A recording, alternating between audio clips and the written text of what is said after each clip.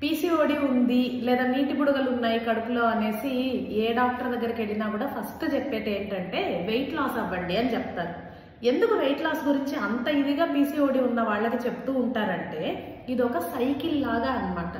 PCOD ఉంటే hormones imbalance అవుతాయి. Hormones imbalance అయితే దానివల్ల వెయిట్ ఇంక్రీజ్ అవుతారు. వెయిట్ ఇంక్రీజ్ అయితే మళ్ళీ పీసీఓడి వస్తుంది. పీసీఓడి ఉంటే మళ్ళీ హార్మోన్ ఇంబ్యాలెన్సెస్ అవుతాయి. ఇది ఒక సైకిల్ లాగా అయిపోతుంది. మనం ఏం చేయాలి అంటే ఆ సైకిల్ని బ్రేక్ చేయాలి. ఎప్పుడైతే ఈ సైకిల్ని బ్రేక్ చేస్తామో అనవసరమైన హార్మోన్స్ ఇంబ్యాలెన్సెస్ అవ్వడము, లేకపోతే లేడీస్లో జెంట్స్ హార్మోన్స్ కొంచెం ఇంక్రీజ్ అయ్యే ఛాన్సెస్ ఉంటాయి పీసీఓడి ఉన్నప్పుడు. ఇలాంటివన్నీ జరగకుండా ఆగుతాయి అన్నమాట. మనందరికీ తెలిసిందే పీసీఓడి కనిపిస్తుంది అంటే అన్వాంటెడ్ హెయిర్ లాంటిది కనిపించటము, వెయిట్ ఇంక్రీజ్ అవ్వడము, పీరియడ్ ఇర్రెగ్యులారిటీస్ రావడము, లేకపోతే పిల్లలు పుట్టడానికి ఇబ్బందులు అవ్వడం, ఇవన్నీ